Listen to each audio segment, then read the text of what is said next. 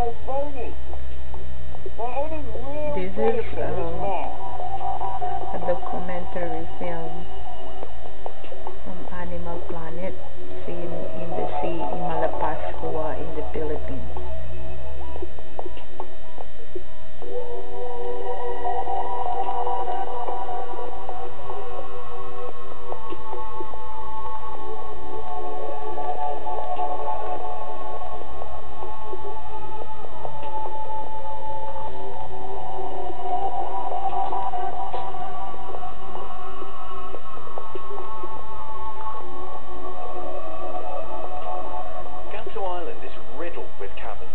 Providing a perfect refuge for fish.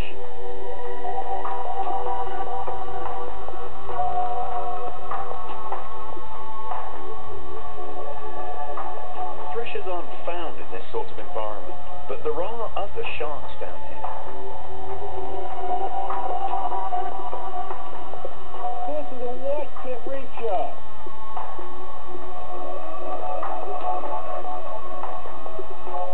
He'll rest in there in the day and come out at night to hunt.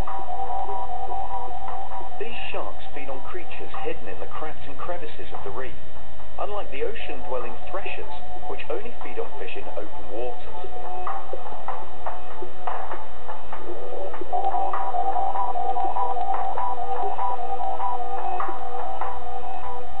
You can tell this place really benefits from the protection it receives.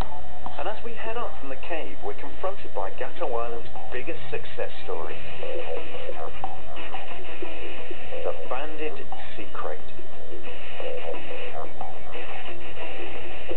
This is a docile animal, but that venom makes them fearsomely well equipped. There's an interesting evolutionary angle here.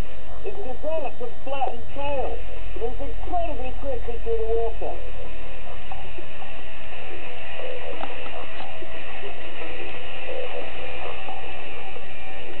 These are air-breathing animals, but a long cylindrical lungs stretching almost the entire length of their body means they don't often come up for air.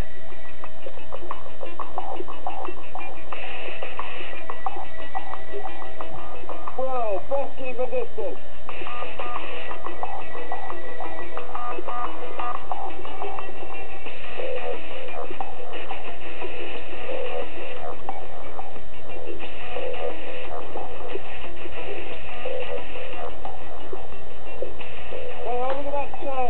One flip and he's gone.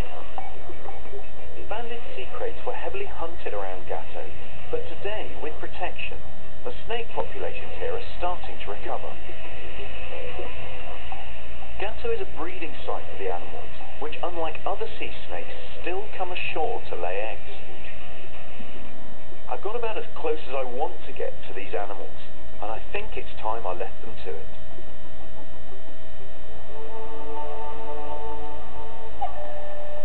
Back on Malapascua, I've come to the dive resort to meet the owner, who first saw the potential of diving with threshers here in the mid-90s.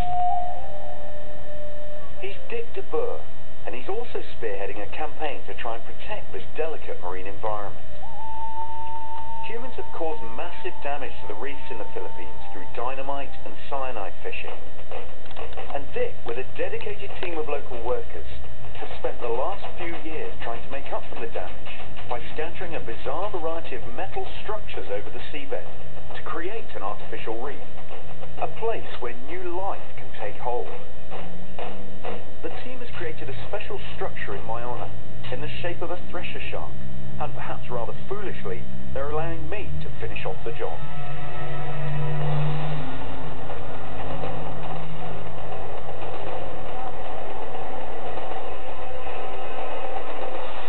Finishing the structures up at the dive centre is only the first step.